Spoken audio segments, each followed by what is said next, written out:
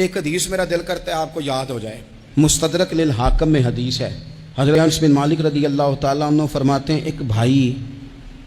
حضور کی بارگاہ میں بیٹھا رہتا تھا،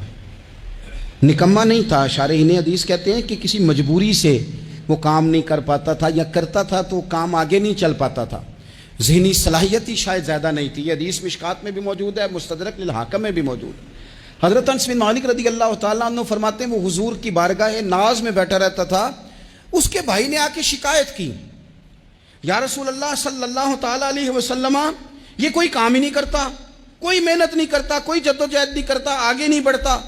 مجھے اس کی ضروریات کی کفالت کرنی پڑتی ہے، مجھے جدوجہد کرنی پڑتی ہے، مجھے اس کے معاملات کا خیال رکھنا پڑتا ہے، آپ اسے سمجھائیں۔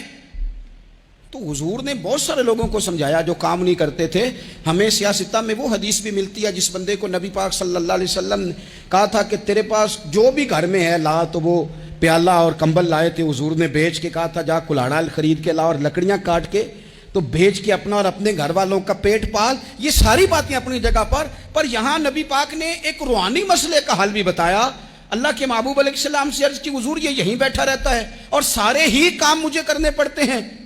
تو حضور نے نظر مبارک اٹھا کے بھائی کی جانب دیکھا جو بھائی کا شکوہ کر رہا تھا، تو کریم محبوب فرمانے لگے ہو سکتا ہے یہ جملے میرے محبوب کے ان کو کہیں لکھنا، ان کی مٹھاس دیکھو، ان کا حسن دیکھو، اور بھائیوں کی محبت کے بیچ جو رسول پاک پیبند لگا رہے ہیں اور جوڑ رہے ہیں، اور جس انداز میں بھائی کو بھائی سے ملا رہے ہیں، اس لہجے کے حسن کی مٹھاس کو بھی ذرا چکھ کے دیکھو۔ حضور فرمانے لگے ہو سکتا ہے رب تمہیں جو رزق دے رہا ہے وہ اسی بھائی کی وجہ سے دے رہا ہے۔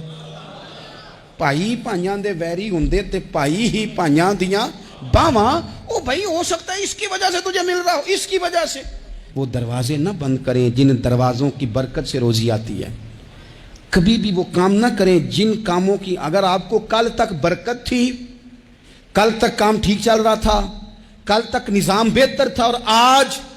آپ کو محسوس ہوتا ہے کہ کہیں کمزوری آ گئی ہے، کہیں حالات اس طرح کے نہیں رہے، تو پھر آپ غور کریں کہیں ایسا تو نہیں کسی غریب کا آپ کے گھر سے رزق جاتا تھا اور آپ نے بند کر دیا،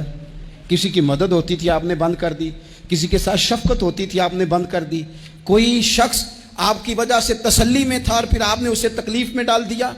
اللہ کے محبوب نے فرمایا تمہارے کمزوروں کی وجہ سے تمہیں رزق دیا جاتا ہے، تمہارے ضعیفوں کی وجہ سے تمہیں رزق دیا جاتا ہے۔ تم نے تو ایک بندہ یہ کہہ کے نکال دیا کہ جا تیری تنخواہ میں نہیں دے سکتا، لیکن کیا پتا کہ اس کی تنخواہ کی وجہ سے ہی باقی سارا کچھ بھی آتا ہو، کیا پتا کہ اسی کے سبب سے اللہ انعام فرماتا ہو۔ لہٰذا ان روحانی مسائل کا بھی تھوڑا سا خیال کریں۔